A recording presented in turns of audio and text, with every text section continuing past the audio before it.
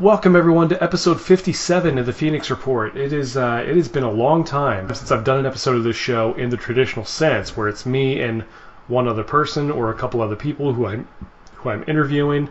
The last couple shows I've been putting up, besides me just telling you what's going on in my life, has also been like movie reviews and other stuff like that I do for fun on here as well. But I wanted to get back to sort of what this show was meant to be in the first place, and that's just kind of regular, not so much interviews, but more like conversations with people who I've gotten to know over the years. And one of the great things about being in a band for as long as I have is that you also meet a lot of people who do really cool work behind the scenes. And my guest today is someone who has, I kind of met through him coming to see Vertebreaker a couple times, and we had met each other a couple times in passing, kind of exchanged, names and Facebook information and all that, and I found out that this guy is a really cool graphic designer. He owns his own company called Mooner Designs, and we'll get into that in a little bit, but he also has recently gotten involved in the world of independent wrestling, which is something I know a thing or two about as well, at being an announcer for Generation Championship Wrestling, which is based out of Tampa. This guy is involved with Space Coast. I'm sorry, what was the name of it? Space Coast Real Elite Wrestling. Space Coast Real Elite Wrestling. All right, I will remember that by the time we're up with this. But please welcome a guy who I've gotten to meet over the last couple years, and he has a lot of really cool stuff going on. Please welcome to the Phoenix Report, Brad Wallace. Hey, what's happening? How you doing, Jack? Not much, man. Thank you again for doing this. This is relatively on short notice. We had just talked this morning about doing it, and I was looking for guests, and I saw what you've been doing with Space Coast Real Elite Wrestling. Is there a acronym for that? I'm trying to remember it. Yes, there is. It's 3-2-1 screw. 3-2-1 screw. Space Coast Real Elite. Okay, yeah, I get it. Took me a second there, but there you go. So right off the bat, I'm curious about that. What are you doing for that company? What's your role in the promotion? Well, basically, I'm the one of the co-creators. So yeah, we're starting from the ground up. And we're basically putting everything together. We're beating the street and talking to sponsors. We're talking to independent wrestling promotions. We're actually scheduling such as Atomic Revolutionary Wrestling. There's a guy named Alex Red.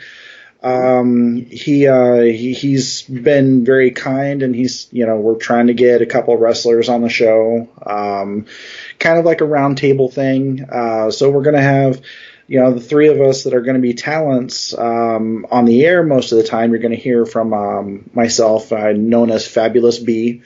Nice. And then we've got, Captain Bill, and then, we've got, Big Shot Joe. So are you going to be doing announcing, play-by-play, or are you going to be managing, or anything like that, or just hosting the show, or?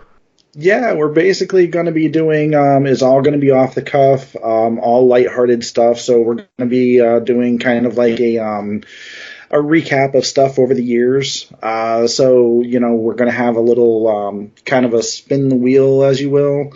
Talking about dream matches, what could have been and stuff like that. We're trying not to beat up any of the promotions, because everybody on a podcast these days, that's what they're doing. So right, a lot of armchair quarterbacking stuff, or armchair booking, I should say.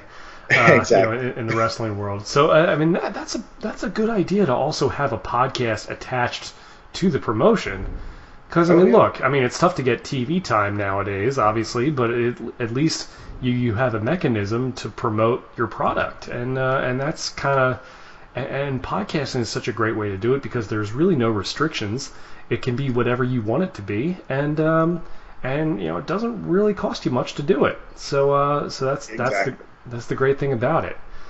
So I want to get into a little bit of your history for a minute. Like I mentioned, we've known each other kind of in passing. I know you've come to see the band a few times, and we've talked a little bit, but I don't really know a lot about your background. Are you from the Central Florida or Space Coast area originally? Yeah, I've been in Florida for about 40 years now. I've grown up a little bit in Okeechobee, a little bit in Palm Bay, but for the most part, I've been here on the Space Coast.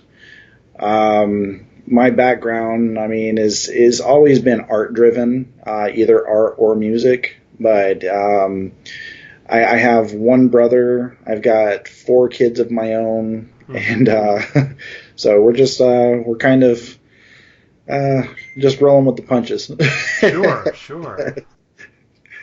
Yeah, well, so that's cool. So, I mean, obviously, you're a very artistic guy, knowing you from your graphic design business. Were you just always artistically inclined as a kid, or like was there a particular point in your life or event that kind of kicked all that off for you? Like, where does that all come from, do you think? That actually comes from my mom. My mom, whenever I was about 5 years old, I used to sit at the dinner table every night, and used to watch her try to create her favorite Peter Max paintings.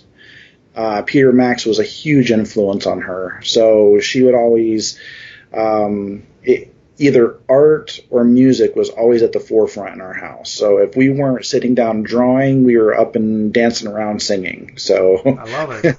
Nice. Yeah. We just lost Mom last month, so I'm sorry to hear that, man. That's all right. Very cool. Well, I mean, it sounds like she was obviously very artistic and musically inclined as well, and that's cool that it rubbed off on you. Did you ever play any instruments or sing or anything like that growing up, or was it more like the visual arts for you? Actually, no, I did. I was the front man of a metal band, early 2000s. Really? Yeah, I don't know if you knew a band called Filth Tree. Yes. Sorry, Filth Tree. Filth, Filth Tree. Filth Tree. No, I mean, there's another band named Filth that's around right now, but I'm assuming this isn't the same band. No, not the same band. Filth Tree. Yeah. Not really, Brad, because I didn't really grow up in this area. I'm from Pennsylvania originally, then moved to Tampa when I was 15, and then it was about 6 years ago when I moved to Melbourne, and that's kind of where I met the guys and started Vertebreaker and all that stuff. So Gotcha. so now, unfortunately, I probably wouldn't have run into Filth Tree, but I mean, I obviously I have heard a lot of local Florida bands in my day, just from the other coast. Well, Chris Marsh actually was with us for quite a while. I don't know if you remember Chris Marsh. Oh, he's a good friend of mine. Yeah. Oh yeah. Yeah, I love him. He was with us at the very beginning. He saw us go through a couple different changes. He saw me exit the band before things really started taking off with them. That was whenever I was with my ex-wife. I decided I wanted to be more of a father and not so much the rock star life anymore. So I kind of bowed out, and then they got a new singer on my place. But yeah, I mean, I am musically inclined. I play drums. I play a little bit of piano. So very cool. Oh yeah, that's awesome, man. I mean, it's funny how the love for it can manifest in all kinds of different ways. And now since you left that band, how do you play with anybody else? Every once in a while, I do like a little guest spot with somebody. They'll let me rehearse with them on a song or something to that effect. But I mean, it's few and far between lately. I mean, I've got so many pokers in the fire, if you will. And I mean, I kind of lose track of some of the bands and everything. Like Breathing Theory, I've hung out with them quite a bit, and then you guys a little bit. Yeah. But yeah, I mean, I have a deep love for everything metal and everything music. Sure. Now, with Filth Tree, how would you describe that band's sound, or and sort of, I guess, follow-up question, sort of your voice as it relates to that? Right. We actually had more of a we had it was a magazine that was written up about us they kind of equated us to an early Pantera. Right on. Very cool. Yeah. Sort of like a southern metal type of thing. Yeah, pretty much. Well, that's cool, man. Uh, I mean, Phil Anselmo is a great singer and a very versatile voice to oh him. yeah, So that's oh super yeah. cool. And now was Pantera like one of your bigger influences growing up, or who were some of your favorites that sort of inspired you to get into it? Well, I mean, if you want to go back to some of my early influences, it was Motley Motley Crue. Motley Yeah, Crue was a very big influence on my life. nice. And then it kind of manifested into like Nine Inch Nails and Marilyn Manson and stuff like that. So, Cool, cool. I love it. Yeah, no, it's all good stuff. And yeah, as far as the graphic design stuff goes, were you doing graphic design while you were in Filth Tree? no, actually, after my divorce, I decided I was going to pick up graphic design classes in college. So I took a couple courses. I did very well for the most part. I'm 4 or 5 credits off from having my AA in graphic design. So, yeah, basically, I took what I learned in college and applied it to my own business, but I've always been drawing. So I just went ahead and made it a digital now. So. Now, I don't really know a lot about graphic design, but so I mean, I'm trying to think. What are some of the programs that you use? Is like Photoshop one of them? I mean, obviously everybody knows Photoshop, but are there any others that the average layperson like myself might not know about? Well, I do use a lot of Photoshop. I use a lot of Illustrator, and that's also Adobe. I use there's a manga program that does more sketch looking graphics. So I mean, it kind of looks like it's been drawn on paper, but I don't know. It's kind of hard to explain. I can always send you a photo of one that I did. But I've been finding myself getting into Adobe Premiere and Adobe After Effects here lately, doing motion graphics. So and video editing and stuff like that. So yeah, I use a whole gamut of different programs, but I usually use a oh gosh, what is this called? A Wacom tablet. So that's what I usually use to make some of my clean cut designs and everything. You'll have to send me a picture or show me some of that stuff one of these days, because again, like I said, a lot of that goes over my head, but. But it's always cool to learn about like new types of software. Well, new to me anyway. I'm sure it's not new Right. to guys in your field. But again, I'm just kind of showing how little I know here. But it's still very interesting to me. Oh And yeah. now your company does have an interesting name, Mooner Designs. That's Mooner. Where did that name come from? Was that That was my delinquency in high school. I kind of see where this is going. All right, gotcha. Yeah. Good times. That was that was me showing my derriere too many times. Lovely. Thanks for that visual. Well, you got to run with it sometimes, but Exactly. but that is cool. So, and now, how long has the company been together? How long ago was when you started it, and what's going on with it now?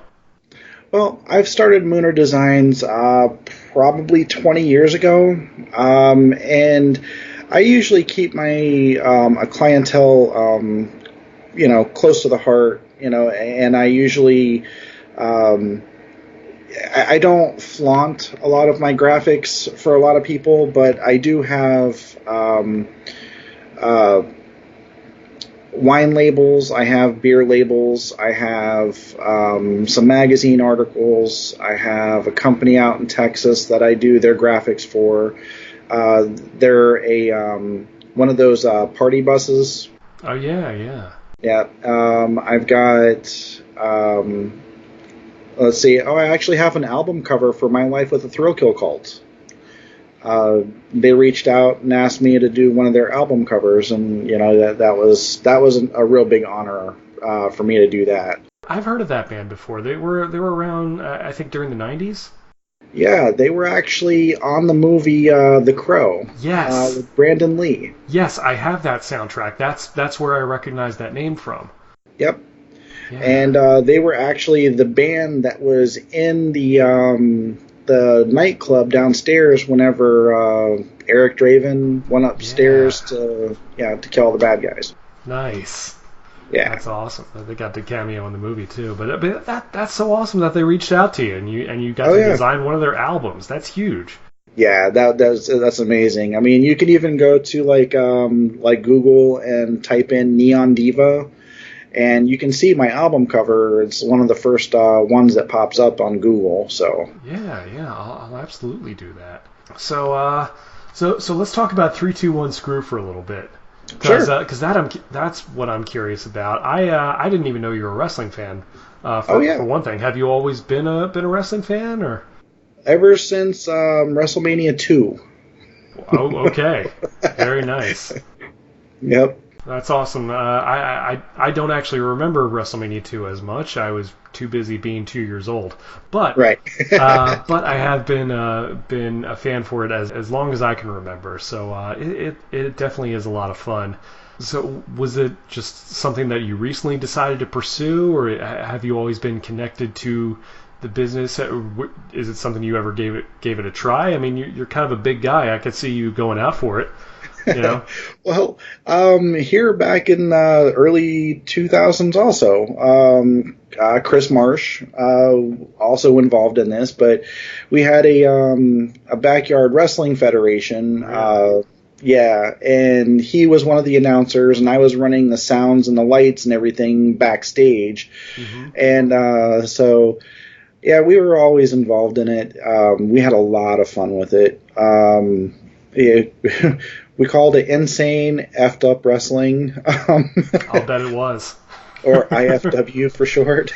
Yeah. But as far as the 3-2-1 Screw, we actually have a group page on Facebook, Beyond the Squared Circle. Mm-hmm. And I'm one of the admins on there, along with Big Shot Joe and Captain Bill. And we have our conversations, and it's been thrown out a couple times, we should totally do a podcast. We got great chemistry. We should do this. And finally one day, after, Mom passed and everything, I was like, you know what? I need to, keep myself busy so I'm not thinking about this so much. And I got so involved in it. Next thing I know, I've got a product. That's cool. I mean, the backyard wrestling thing, I always thought was interesting. I'd always heard about stuff like that, but I never really gotten involved with it when I was younger. Mainly because I would always hear like, don't try this at home. Don't, it's very, and I mean, it's very rare that, occasionally though, guys like, you look at the Hardy Boys and you look at CM Punk, those guys kind of broke into the business legitimately. Through doing that way, and we're basically self-trained, which is a rarity and not something you would normally recommend. But it's funny how that works sometimes. You never know what might be your way in. But it sounds like you're going pretty legit with 3-2-1 Screw, and I like the idea of the podcast. Has there been any talents you guys have been in contact with, or are you still looking to recruit some workers? Actually, I've been in contact with the Hardy Boys. I've been in contact with the Dudley Boys and with Hulk Hogan. So there's potential. They basically want to see what our product is before they commit. So right now, all they really have to go on is a little commercial that I put on our YouTube channel. So. Those are some names wrestling fans might recognize. I'm just thinking. They have a little bit of name value. That is amazing. And to even be in contact with those guys is huge. Although, I mean, the Dudley Boys, Team 3D, they have their wrestling school here in Kissimmee, which is not that far from me. So that's really cool. And I mean, I like I mentioned earlier, I've heard of Atomic Wrestling, and I've met Alex Red before years ago when he was in a band called Razor's Edge, and he's done some music promoting in the past, and I heard that he was in the wrestling business as well. I don't really know the guy all that well, but yeah, no, he and I have been in contact before. So, but that's cool that that's going pretty well, and they seem like pretty knowledgeable guys who you're partnering with. So, oh yeah. That sounds really cool. Like, and I mentioned myself, I've been getting involved in doing commentary, and for my buddy's company, Generation Championship Wrestling, which is based on in Tampa. Those guys have done some great shows already, and it's been a lot of fun. And yeah, I mean, if you ever need anyone for your podcast, I'd love to do a guest spot one of these days. Oh, absolutely, man, absolutely. Yeah, that'd be great. And what. We kind of do a special guest like once a month or something to that effect. What we're trying to do is reserve those for the big name people. But I mean, we usually have like somebody, if they want to come and sit in or they want to, add 2 cents or whatever, then more than welcome. Anybody can come and join the round table, and we can just sit there and chit chat. Sounds good, man. And where do you think you guys might be running your shows primarily? Like in Orlando or on the East Coast or?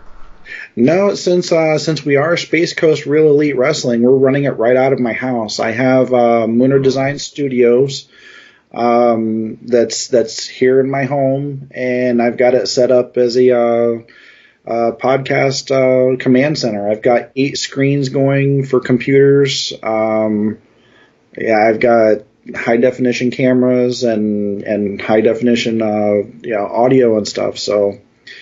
I'm working at it, man.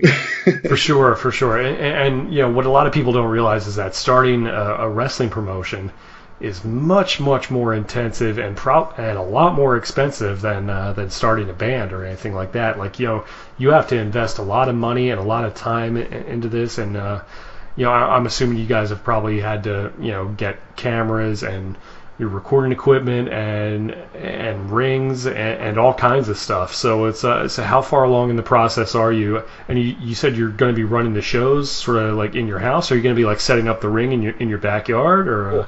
Well, no. I mean, we're just doing the podcast at my house. Oh, just the podcast. Oh, right. Okay. My mistake. I meant like when you were like actually running the shows for 3-2-1 Screw. No, that's that we're just hooked up with Atomic Revolutionary Wrestling. They're doing all the wrestling. Oh my gosh, oh boy, I completely misunderstood what you were doing, but yeah, no, it's cool. But yeah, no, I mean, at least with the podcast, certainly a lot more professional than what I've got going on here. You guys have got HD cameras and all this stuff set up in your house. That's going to be super cool. Oh yeah. But to that point, I mean, I can tell you this from watching my buddy Jeremy start his own wrestling company. Obviously, it's a very intense, process to fund that and when it comes to buying all the materials and running shows and paying talent, which I'm sure you and your partner, or I'm sure your partners at least can attest to that. So anyone who goes through all that, I definitely tip my hat to them as far as as far as the effort that it takes to start something like that. Yeah, that's actually really intense. We're kind of hoping to take the podcast to 1 or 2 of the shows whenever they come into Cocoa. Mm-hmm. And we're kind of, we're wanting to stay based out of the Cocoa Space Coast area. Mm-hmm. Only because there's not really a whole lot of people doing wrestling podcasts here. Gotcha. And we kind of want to be, something that everybody in the area can turn to for anything wrestling. You missed Raw this week, then guess what? We're going to go ahead and do a real quick synopsis of what happened on Raw. Cool. So you guys are going to be cranking these out every week then? Oh yeah. It's awesome. Every Thursday from 9 to 10. Very cool. You're going to probably have like live streaming, people calling in and whatnot? Oh yeah, we're definitely having live streaming. I've got, we're on iTunes, Spotify, we're on Google Play, YouTube, SoundCloud, pretty much everything. Now, I mean, I guess the format of the show, you're going to do, recaps of some of the shows. Are you going to have like particular like topic discussions like or like give me a little insight about some of the format of like what a typical show of 3-2-1 Screw might be. Oh, absolutely. Yeah, I actually created this little spin the wheel thing. So basically, what we're going to do is we're going to go ahead and spin the wheel, and we'll land on a topic like, say, dream matches, or then we'll go ahead and we'll have about a 45-minute discussion between the three of us on, dream matches or who we think that the hottest diva was or something to that effect. Nice. And then we'll go ahead and we'll follow up at the end with 15 minutes of recaps of, what happened during the week and like New Japan Pro Wrestling, Ring of Honor, Lucha Underground, Impact Wrestling, all that kind of good stuff. So, yeah. Well, do you have any particular dream matches that kind of come to mind? If that was the topic you were, I mean, you don't have to spoil everything, obviously, but no. No, I mean, my 17-year-old and I, we've always been Hardy Boys fans, so I've always wanted to see like, I would love to see, and it's entirely possible. Well, it might be possible, but Jeff Hardy versus Aleister Black. Ooh.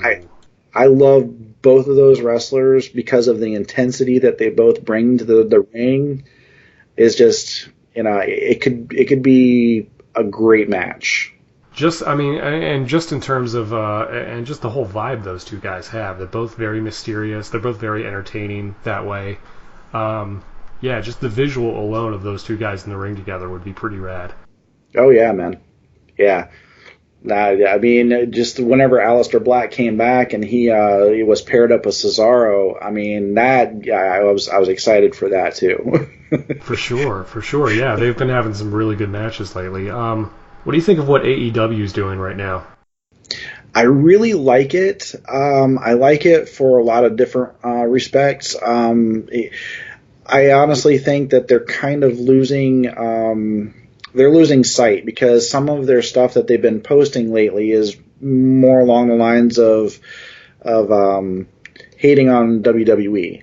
Yeah. So, and I'm like, well, if you guys are going to start going that route, you guys are going to fail because you can't be that company that wants to compete with a multi-billion-dollar monster. Yeah. I definitely have been noticing a lot of that from Cody Rhodes especially, and I like Cody a lot. And I mean, I don't know the guy personally, obviously, but I mean, I like him as a performer. I think he's really great. Some of the stuff like the Throne deal that they had at what was it, Double or Nothing? Right. I just thought like that kind of cringe. That was just kind of cringy. It made him come off as a little bit petulant, in my opinion. Yeah. And it's just like I get that he's frustrated with them, and that I get that he probably, some of that stuff is probably justified. Some of his opinions toward it, but at the same time, it's like it can't be all bad. I mean, they absolutely love his dad, and they kind of gave him his start, and maybe he didn't have a great experience toward the end, but it's just like it can't be all bad. You know what I mean? Well, in all honesty, I think that whole the thing with the throne with the Triple H reference, I think that probably goes back to whenever WWE was doing the induction of DX, whenever they were picking at Billy Gunn and said that. That's right. He did make like sort of a comment about AEW. Yeah. Which I definitely understand, and I'm not saying he's not justified, but it's not always a great look to do that. And I think you kind of hit the nail on the head where it's like they need to focus on building their own thing and stuff like that and I remember that was like WCW. That's what killed WCW. It's like they tried to go, and which they succeeded for a little while, but after a while, it's always like they were too worried about beating WWE rather than making their own show better. Exactly. Yeah. I mean, it was definitely their downfall, and then ECW, their whole downfall was, I mean, even though that they were consistent with their brand and everything, I think that theirs was funding. They started losing funding. Yeah, Paulie ran out of money and he wasn't paying any of his people. Right, exactly. So, yeah, he's basically taking loans from Vince. Yep. that whole deal. So, and now he's the advocate. it's definitely an interesting time. It's kind of exciting having another potential competitor around. I don't know if their show is going to be better than WWE or if it's not, but I know they want to make it an alternative, which is cool. Yeah. It's something that wrestling fans desperately need right now. Yes. So it's just going to be interesting to see what they do when they get on TNT. Yeah. And once they have their regular TVs, like, throwing out a couple cool shows over the summer is one thing, and that's really awesome of them to do that. But when it comes to weekly TV, then we're going to see what it's really going to be about. So exactly. I'm definitely curious to see what they do. Well, I mean, that and WWE is firing back and putting NXT on Fox. So I heard about that. On the same night, the same time as AEW. Okay, so have they made that official yet? I believe so. I mean, the last I read on the Bleacher Report is that's what was going to happen. So very cool. Well, like I said, and it's an interesting time to be a wrestling fan. Like, you feel like things are changing for a little bit, and what it's going to change into, you don't know. But it's kind of exciting to be along for the ride. Yeah, absolutely, man. And you kind of a lot of people have had their fill of one particular superstar holding the belt for as long as he has, and I would agree. Not only that, just sort of the way a wrestling show is formatted, and some of the tropes that you kind of hear and see on a weekly basis, and some of the verbiage that people use, and a lot of the micromanage and stuff, and all the scripted promos and that sort of thing. So I could go on and on, but same here. But this is cool, man. So Brad, this is awesome to have you on the podcast here. Or you're Fabulous B. Is that what you're going to be? Fabulous B. Yep. Fabulous B. I like it. I'll definitely credit you as Fabulous B, Brad Wallace, in the thing. So people get it. So where can people find 321 Screw and Mooner Designs? Anything you want to plug right now, please go ahead. Oh, absolutely. You can find 321 Screw and Mooner Designs on Facebook, facebook.com/321 Screw, or Facebook /Mooner Designs. We have all of our links for all of the other my podcast stuff, iTunes. We've got YouTube. We've got all the links up there for the actual podcast itself whenever it rolls out this coming Thursday. That's awesome, man. So this Thursday it's coming out. Well, as we record this, it's Saturday, July 20th. I'm going to have to hopefully get this out soon and edit it and post it soon before your first show. But if not, you can find it every Thursday at the place where Brad just mentioned. So I'll post everything in the description and all that. Awesome. Brad, one final question before we go here. Obviously, you have the background with music. Do you think you'd ever be in a band again or anything like that? In all honesty, I've always wanted to, get out there and at least sing, a couple songs with somebody. So, as far as being in a band, that's a lot of work too, buddy. Mm-hmm. You know that all too well. Yes, I do. Well, it's cool. I mean, if you're ever looking for a guest spot for a band, I know a guy. So. Oh, nice. All right, Brad. Thanks a lot. All right, brother. You have a good one, and thanks for having me on. Thanks once again to Brad Wallace, a.k.a. Fabulous B, of Space Coast Real Elite Wrestling, or 321 Screw, as they're known. You can find them at 321screw.com, on Facebook at facebook.com/Space Coast Real Elite Wrestling. You can email them at 321screw@gmail.com. You can listen to them basically anywhere you can find your podcasts. I'm really excited. They've since had their first show. I'm really excited to check it out and hopefully be on it one day. So fingers crossed. But yeah, no, I appreciate you guys tuning in. Brad's a guy I've known for a while, but you could kind of hear it midway through the podcast. I kind of misunderstood what 321 Screw was all about. I thought he was starting his own wrestling company, like a legitimate promotion. See, the thing about wrestling is anytime you hear these anagrams, like WWE stands for World Wrestling Entertainment, and so on and so forth, I immediately heard that he was doing that and thought that he was starting his own wrestling promotion. Turns out it's just the podcast, but the podcast is doing a lot of cool stuff. It's going to be partnering with several local promotions, as we mentioned earlier. So definitely check that out, especially if you're a wrestling fan, whether you're here in Florida or wherever you're listening. You definitely won't want to miss that. So I appreciate you guys for sticking with me. I know I haven't really been doing this as much as I would like. I don't know how often.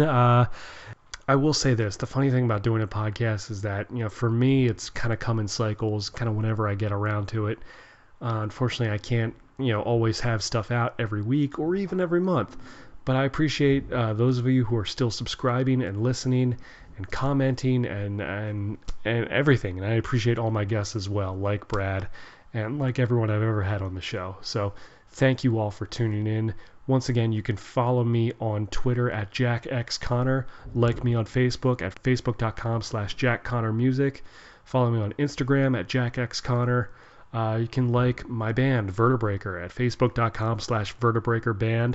And as always, keep tuning in, keep liking, subscribing, sharing, commenting, and keep those requests and suggestions coming. So thanks again for listening to the Phoenix Report. I am Jack Connor. I'll see you later. Bye.